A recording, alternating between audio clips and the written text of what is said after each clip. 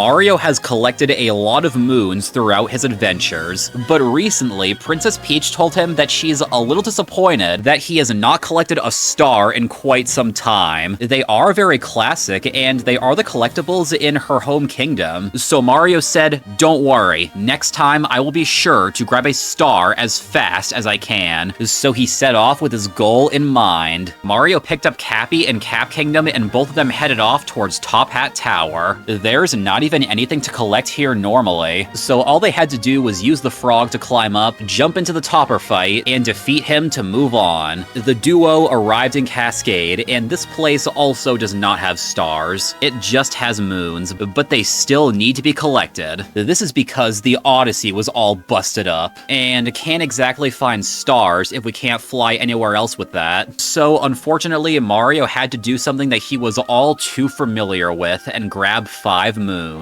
He defeated Madame Brood for a stack of 3, and got one more by doing a fancy chest clip before depositing them into the Odyssey. And thankfully, these 5 are the only moons that would ever have to be put in, because for Sand Kingdom, Mario had an idea. Usually, he would need 16 moons to move on here, but he did exactly as the princess told him and did not collect those. Instead, he immediately rolled over to the inverted pyramid. All he wanted to do was reach the top of this thing, but that was going to be quite a challenge. Thankfully, the icicles allowed him to get onto this ledge, but he was kinda stuck after that. The only way he was gonna make it all the way up is if he went through the wall. There just so happened to be a nice chip in the wall right on the corner that he could take advantage of. Easier said than done, however. Unfortunately, hitting that perfect spot had to be done while in mid-air. This means that Mario was constantly misaligned, dove at the wrong angle, fell down a lot, and sometimes it did go through, but Cappy was not there to save him. It took quite a lot of persistence for Mario, but eventually he figured out exactly what to do. He dove through the wall, Cappy boosted him up, and landed right on this spot behind the wall. Now it was just a matter of jumping to another piece on the front of the pyramid, and finally jumping to land inside the staircase all the way on top.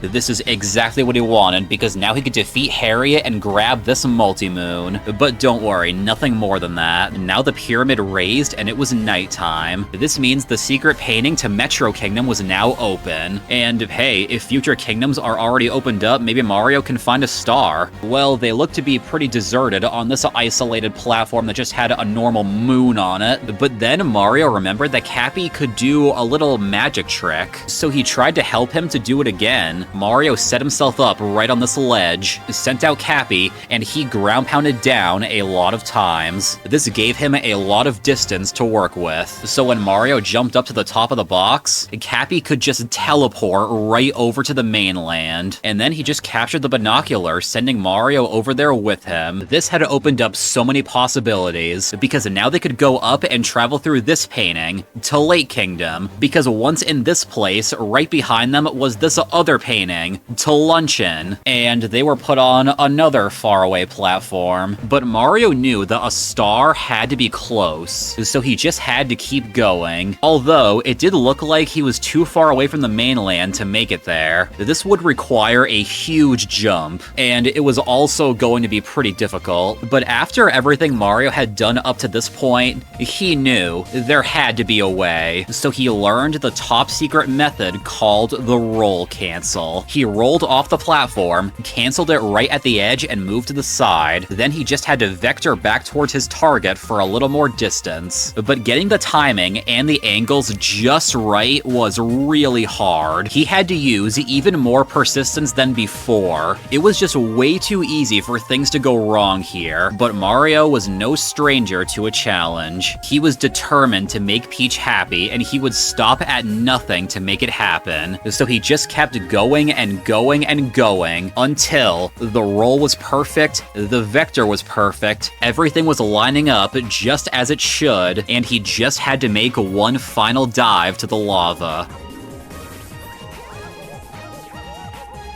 He had done it. This was the moment. He captured a lava bubble and booked it. Unfortunately, he had to ditch it at this spot, and Mario had to do another jump with only Cappy. But this one was much more forgiving. It was another large gap of lava, but both of them still made it over very easily. Then all it took was getting across a few more platforms in the back of the kingdom until they made it here, and they found one more secret painting. This one led to Mushroom Kingdom, the perfect place to go. They were back to the home of Princess Peach, and even though they were stuck on another platform, it was totally fine, because just above the chimney was the exact collectible they were looking for. Their very own star. Ignore that. And that was all he needed. Maybe it wasn't the most normal way, but a star had been collected, and the princess was very happy now. How could she not? It was no easy task. So Mario just fell asleep right here on this floating piece of land that he had now conquered. Thank you for watching.